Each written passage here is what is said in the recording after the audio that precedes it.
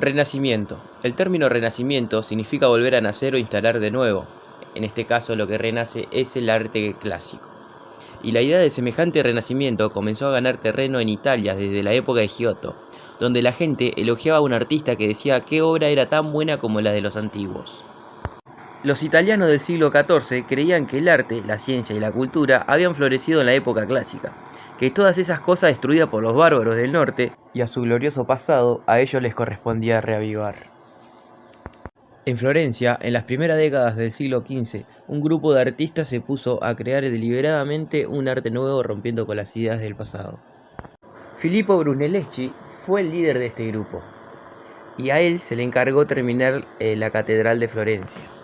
Los florentinos querían que su catedral sea coronada con una cúpula, pero ningún artista fue capaz de cubrir ese espacio, enorme espacio, que había entre los pilares donde debía descansar la cúpula. Brunelleschi crea un nuevo método, dejando de lado el estilo tradicional y adoptando el programa de Renacimiento. Se propuso conseguir un método de construcción donde se emplee modalidades de la arquitectura clásica, con el objetivo de crear nuevas modalidades de belleza y armonía. Inspirándose en Roma, hasta se dice que viajó a Roma a medir las ruinas de los templos y palacios. Otra arquitectura de Filippo es la Capilla de Paz. Esta tiene poco en común con cualquier templo clásico, pero menos con las formas empleadas por los góticos. Filippo combinó pilastras, columnas y arcos en su estilo. Detalles como el armazón de la puerta, con timpanillos clásicos, muestra cuán atentamente había estudiado las ruinas de la antigüedad. Otro importante descubrimiento de Filippo fue la perspectiva. La Santísima Trinidad de Masaccio es una de las primeras pinturas hechas de acuerdo con esta regla matemática. Él produjo una verdadera revolución en la pintura. No solo con el recurso técnico de la perspectiva, que seguramente sorprendió a los florentinos, dando la impresión de un agujero en la pared. Pero estos, que esperaban un estilo más internacional, se habrán desilusionado al ver la nueva pintura de Masaccio, la cual veían figuras pesadas y macizas, formas angulares y sólidas. Donatello vivió mucho más tiempo que Masaccio. Una de sus grandes obras es el San Jorge. A diferencia con las estatuas góticas, el San Jorge se mantiene con firmeza en el suelo, con los pies clavados en la tierra. Su rostro no tiene nada de la vaga y serena belleza de los santos medievales, sino que es todo energía y concentración. El estudio del cuerpo humano, tomando modelo, ese nuevo método y ese nuevo interés es por lo que parece tan espontánea y natural la estatua de Donatello. Un escultor más allá de los Alpes también quiso hacer un arte más lleno de vida y más realista que el de sus predecesores. Este es Klaus Schluter, cual su obra más famosa es la representación de los profetas Daniel e Isaías. Estas figuras se encuentran en un pedestal, cada uno de ellos sostiene en su mano un gran libro o pergamino sobre el que está escritas las palabras, y parecen meditar acerca de la tragedia que ha de venir. Un artista revolucionario del norte es Jan van Eyck. Su obra más famosa es un gran retablo con muchas escenas en la ciudad de Gante. Pese a obvias diferencias, hay cierta similitud entre el fresco de Masaccio en Florencia y este altar. Ambos muestran el devoto donante y a su esposa rezando a sus lados, y ambos se centran en una gran imagen simbólica. El altar se puede encontrar abierto o cerrado. Cerrado es cuando encontramos la representación de San Juan Bautista y a San Juan Evangelista como estatuas. Arriba se nos muestra la escena familiar de la Anunciación y podemos apreciar el maravilloso retablo de Simone Martini y Lippo Memmi para obtener una buena impresión de la novedosa y realista aproximación de Van Eyck a la historia sagrada. Cuando el altar está abierto, encontramos en los extremos la figura de Adán y Eva. Estos están representados tomando la figura de un modelo desnudo. Por esta razón no podemos encontrar ningún paralelismo con los maestros del Renacimiento temprano en Italia, porque ellos nunca terminaron de abandonar las tradiciones del arte romano y griego. Estos habían idealizado la figura humana en obras como Apolo de Belvedere o Venus de Milo. Esta representación de la figura humana llegó a escandalizar a la sociedad de la época ante tanta honestidad. Eyck inventó la pintura al óleo, ya que ésta le daba una forma de trabajo más lento y con más exactitud, ya que la técnica de pintura que se utilizaba en la Edad Media era el temple, la témpera, la cual era el pigmento mezclado con huevo, El óleo era pigmento mezclado con aceite. Volviendo al resultado del óleo, que sería un trabajo más lento y con exactitud, como ejemplo de ese trabajo con exactitud, tenemos su obra El matrimonio de los Arnolfini, en el cual el autor representa toda la habitación con lujo y detalle, incluyendo la figura del matrimonio y la del perro. Tan así que en el fondo de la composición vemos un espejo el cual refleja toda la escena y hasta podemos ver el autor haciendo su trabajo. Arriba podemos ver la firma de Van Eyck dejando su sello, escribiendo en latín Van Eyck estuvo aquí. Capítulo 13. Tradición e innovación, segunda mitad del siglo XV en Italia. Los artistas del Renacimiento plasmaban temas sagrados de manera sugestiva, y al reconocer que podían reflejar un fragmento del mundo real, provocó la gran revolución del arte que consistió en que artistas de todas partes comenzaran a experimentar y a emprender nuevas ideas. Entonces se inicia una ruptura con el medioevo, lo que daba comienzo al Renacimiento. El estilo de los pintores y escultores góticos se llamaba estilo internacional, ya que era similar entre Francia, Italia y Alemania. Las ciudades crecieron con los burgueses y comerciantes que fueron haciéndose cada vez más importantes. Cada ciudad estaba orgullosa de su propia posición y de sus privilegios comerciales e industriales. En el gremio de artistas, su misión era vigilar por los privilegios y derechos de sus miembros y asegurar un buen mercado para sus producciones. Si demostraba ser un maestro del arte, se les permitía abrir un taller, emplear aprendices y aceptar trabajos. Por lo general, tenían una buena posición y podían tener voz y voto en el gobierno. Parte de sus fondos se destinaban a fundaciones de iglesias, altares, capillas. Cada gran ciudad, como Italia, Francia, Alemania, contaba con su propia escuela de pintura, aunque en esa época no existían escuelas para que los jóvenes estudiaran. Si alguien deseaba ser pintor, empezaba siendo aprendiz desde corta edad. Vivía junto a uno de los maestros de la ciudad, hacía recados. Su tarea principal era moler los colores y ayudar en la preparación de tablas y telas. Teniendo en cuenta esta manera de estudiar, se desarrollaron esas ciudades individualidades tan manifiestas. Por ejemplo, en un cuadro del siglo XV se puede dar cuenta del estilo que tenía cada ciudad. En Florencia comenzó la gran revolución artística. León Battista Alberti siguió el programa de Brunelleschi en la iglesia Andrea Mantua. Emplea un arco de triunfo a la manera romana. En las casas tradicionales siguió un orden clásico sin variar la estructura del edificio y modificó un orden gótico a unas formas clásicas. El pintor Fra Angelico aplicó los nuevos métodos de Masaccio para expresar ideas del arte religioso. En su fresco La Anunciación demuestra gran humildad por renunciar a cualquier demostración de modernidad. La obra de Paolo Uccello, Batalla de San Romano, puede parecer medieval, demuestra interés por la perspectiva, dibujó objetos escorzados y construyó un escenario verosímil representando figuras sólidas y reales. En el fresco de Della Francesca, El sueño de Constantino, muestra cómo el autor tenía un gran dominio con la perspectiva y el tratamiento de la luz, dando la ilusión de profundidad. Los pintores medievales desconocían las reglas correctas del dibujo. Por este motivo, distribuían a las figuras de manera orientada. El nuevo concepto de hacer del cuadro un espejo de la realidad trajo grandes problemas a los artistas. La gran diferencia entre arte y ciencia es el progreso.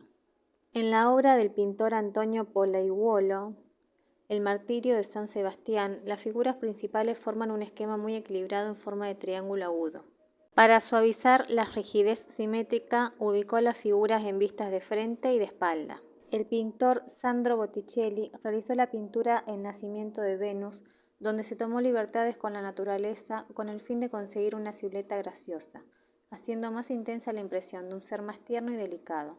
Botticelli logra formar un esquema perfectamente armónico. En la conclusión, el autor menciona que en el arte italiano el acontecimiento más importante que inició una nueva época de arte florentino fue alrededor del siglo XV, dando una idea diferente para emplear este arte. Los maestros florentinos aplicaron una ostentación de lujo y riqueza, y la función del arte de adherirse a la belleza y dones de la vida destacó con gran importancia en el Renacimiento. Hemos visto que el siglo XV trajo un cambio decisivo en la historia del arte, porque los descubrimientos e innovaciones de la generación de Brunelleschi en Florencia elevaron el arte italiano a un nuevo plano, separándolo de su desarrollo en Europa. La diferencia del norte de Italia quizás se acuse más a la arquitectura. Los artistas no pertenecientes a Italia siguieron las innovaciones de Brunelleschi, prosiguieron utilizando el estilo gótico. Pero aunque la forma de esos edificios utilicen elementos de la arquitectura gótica, el gusto de la época cambió. El Palacio de la Justicia de Rouen es un ejemplo de la última fase del gótico. Vemos que se cubrió el edificio con decoraciones que no cumplen una función en la estructura. Es particularmente en Inglaterra donde podemos ver esta tendencia de la última fase del gótico, el cual se denomina como gótico vertical, en cuya ornamentación las líneas rectas son más frecuentes que las curvas y los arcos de la tracería ornamental. Ejemplo de esto es la capilla del King's College de Cambridge, cuya forma es más sencilla que los interiores góticos, no tiene naves laterales ni pilares o arcos pronunciados. En la bóveda se ven los entrelazados de curvas y rectas que recuerdan a los antiguos manuscritos. Mientras que el Renacimiento triunfó en Italia en el siglo XV, el norte fue fiel a la tradición gótica. Por esta razón se puede decir que el arte fuera de Italia seguía siendo medieval mientras que en ella era más moderno, aunque algunos problemas que se planteaban los artistas eran similares.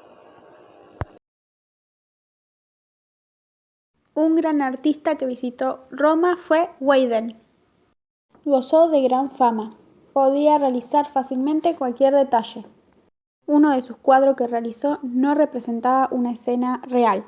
Situó a su personaje en una especie de escenario contra un fondo neutral. Una de sus grandes obras fue el Descendimiento de la Cruz, que fue de grandes dimensiones. Tenía que ser preciso con sus siluetas. El cuerpo de Cristo es el centro de la composición. Los personajes parecen actores de un misterio sacramental, colocados por un director que haya estudiado obras del pasado. Weiden prestó servicios al arte nórdico.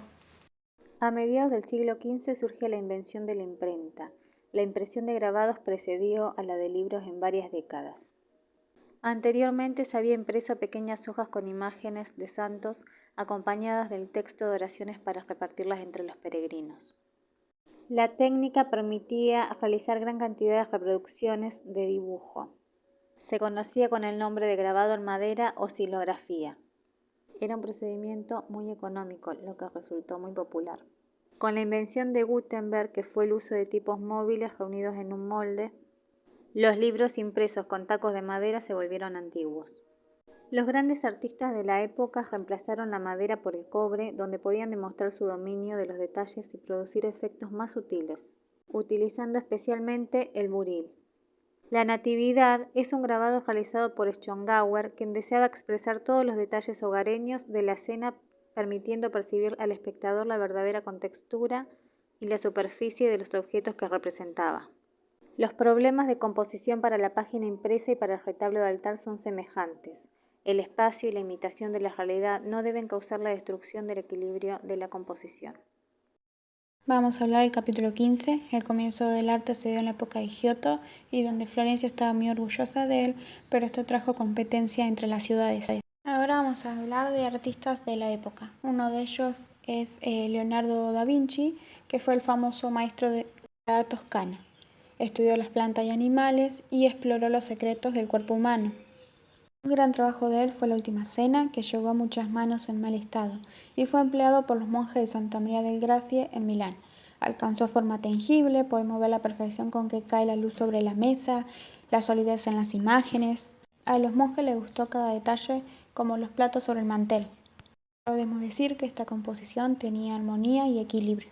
Otra gran obra fue la Mona Lisa, que fue un retrato de una dama florentina.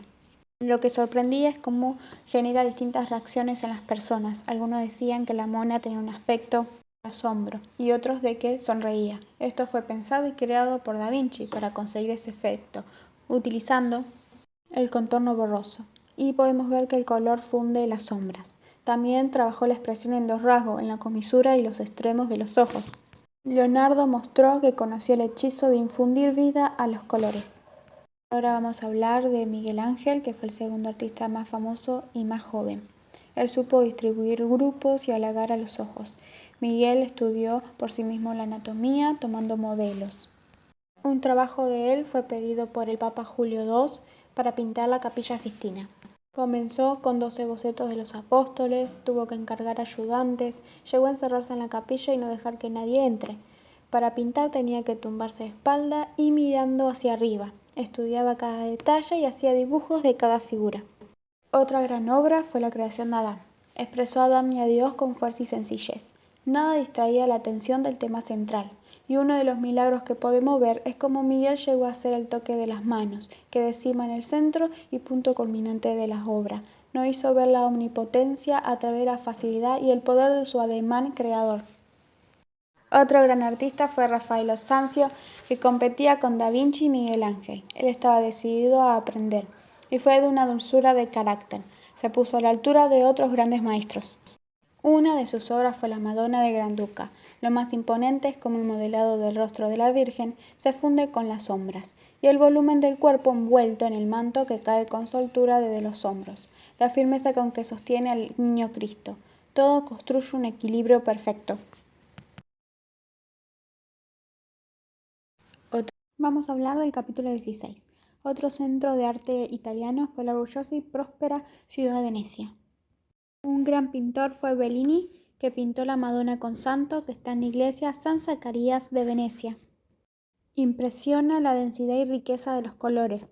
Podemos ver una atmósfera cálida y dorada que invade la hornacina en la que está sentada la Virgen con el Niño Cristo. Introdujo vida sin romper el equilibrio. También supo convertir a la Virgen y a los santos en seres vivos. Otro gran artista fue Giorgione, que realizó La Tempestad. Los personajes no están dibujados correctamente. Se ha logrado una conjunción mediante la luz y el aire que alientan en el cuadro. No dibujó por separado a los personajes, sino que consideró la naturaleza, la luz y los seres vivos como un conjunto. Otro gran artista fue Tiziano, que manejó los colores en el dibujo. Una de sus obras fue el Palapesaro. Situó a la Virgen fuera del centro del cuadro y colocó a los dos santos tutelares como participantes activos de la escena. El objetivo de la pintura era construir un testimonio de gratitud por la victoria conseguida contra los turcos por el notable veneciano Jacopo Pesaro. La composición contribuye a alegrarlo y vivificarlo sin romper en modo alguno su armonía. Su principal razón es el uso que hizo con la luz, el aire y los colores para unificar la escena. Otro gran artista fue Antonio Allegri, que él realizó la Natividad. Podemos ver como el Niño Cristo recién nacido irradia luz sobre el rostro de su feliz madre. Vemos también una sobrecarga del lado izquierdo que no parece equilibrada. El equilibrio solo se establece mediante el relieve que da la luz al grupo de la Virgen y al Niño Cristo. También la luz y el color fueron empleados para contrabalancear las formas y conducir nuestras miradas a lo largo de ciertas líneas. Hubo 3 aportaciones de los maestros italianos: el descubrimiento de la perspectiva matemática, el conocimiento de la anatomía científica y la exhumación de las formas clásicas en la arquitectura. Alberto Durero desde pequeño mostró disposición para el dibujo e ingresó como aprendiz en el taller más importante de retablos e ilustraciones de grabados de madera, perteneciente al maestro Michael Walgemuth. Durero siguió la costumbre de los artesanos medievales y anduvo de un lado para otro como oficial para ampliar su perspectiva y encontrar un sitio donde establecerse. Visitó el taller del grabador más importante de la época, Martin Schongauer, pero este había fallecido. Igualmente permaneció con los hermanos Schongauer, quienes estaban al frente del taller, marchando luego a Basilea, Suiza, donde realizó grandes grabados de madera e ilustraciones. Luego se trasladó al norte de Italia, donde pintó acuarelas de los lugares de los valles alpinos. Una de sus grandes obras fue una serie de grabados de madera para ilustrar el Apocalipsis de San Juan. Las terroríficas visiones del juicio final y de las señales y portentos no habían sido plasmados nunca con tanta intensidad y fuerza. La imaginación de Durero y el interés del público alimentaron el general desasosiego y la hostilidad contra las instituciones de la Iglesia, que estallaron en la reforma de Lutero. Demostró ser un heredero del gótico. No contento con eso, sus estudios y apuntes revelan que era su intención contemplar la belleza de la naturaleza y copiarla. Algunos estudios se volvieron famosos. Entre los primeros resultados de tales estudios se encuentra el grabado de Adán y Eva, en los que aplicó su nueva idea de belleza y armonía. En este grabado hay un indicio de artificialidad, no solo en la forma y actitudes, sino que también en la simetría de la composición, las formas armónicas, las que luego notes y bellas como las de los italianos. Cuando vemos que se ha esforzado en perfilar los cuerpos haciendo que destaque la oscura mancha del bosque, llegamos a ver el primer intento de trasplantar las ideas meridionales a suelo nórdico. Hablando del infierno y el paraíso del Bosco, vemos a la izquierda el mal invadiendo el mundo. Tras la creación de Eva, sigue la tentación de Adán y el momento en el que ambos son expulsados del paraíso. En el cielo vemos la caída de los ángeles rebeldes quienes están siendo arrojados a la corte celestial. En el otro lado vemos una visión del infierno. Acá vemos amontonarse horror sobre horror, llamas, tormentos y toda suerte de demonios, medio bestias, medio humanos o máquinas, que castigan y atormentan las almas de los pescadores por la eternidad. Por primera vez, y quizás única, un artista consiguió dar forma concreta y tangible a los temores que obsesionaron a los hombres del medioevo.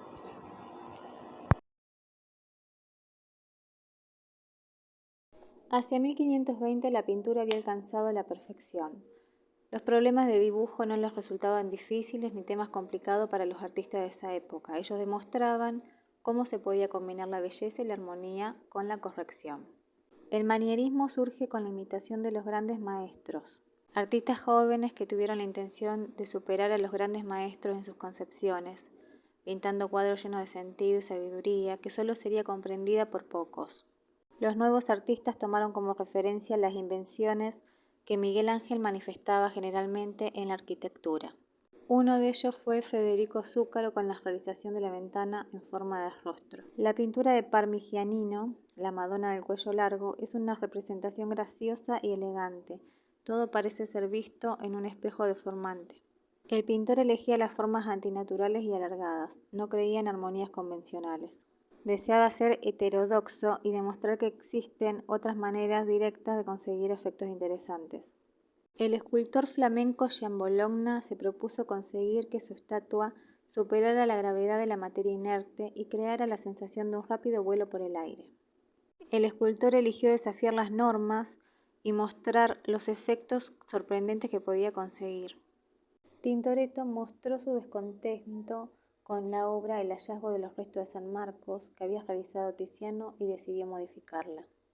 El pintor plasmó los relatos de manera diferente, haciendo que el espectador sintiese el drama intenso y conmovedor de los acontecimientos que pintó.